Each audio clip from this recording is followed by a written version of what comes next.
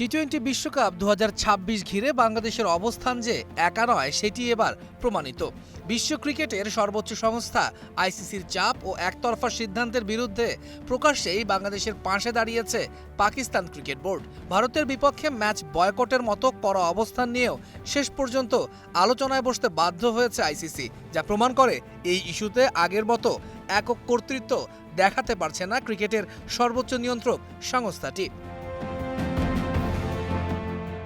পাকিস্তানকে ভারত ম্যাচ বয়কটের সিদ্ধান্ত থেকে সরিয়ে আনতে বিসিবি সভাপতি আমিনুল ইসলাম বুলবুলকে নিয়ে রোববার লাহোরে বৈঠকে বসে আইসিসির প্রতিনিধি দল।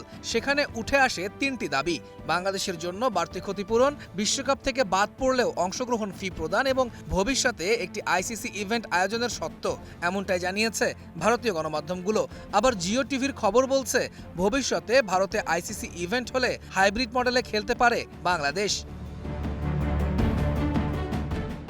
আলোচনা শেষে আইসিসির সদর দফতরে ফিরেছেন ইমরান খাজা। সেখানে তিনি বিষয়গুলো নিয়ে আলোচনা করবেন আইসিসি প্রধানের সঙ্গে, আর সংশ্লিষ্ট বিষয়গুলো নিয়ে পাকিস্তানের প্রধানমন্ত্রীর সাথে আলোচনায় বসবেন পিসিবি সভাপতি মহসিন নাকভি।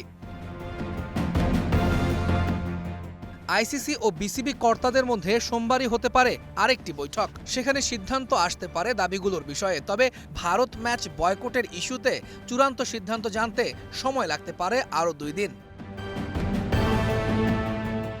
জিও টিভি জানিয়েছে, পাকিস্তান বোর্ডের ভেতরে ভারতের বিপক্ষে ম্যাচ খেলা নিয়ে মতভেদ থাকলেও চেয়ারম্যান মহসিন নাকভি বাংলাদেশের প্রশ্নে এখনও আপোষহীন অবস্থানে আছেন। তৌহিদুল ইসলাম, স্টার নিউজ।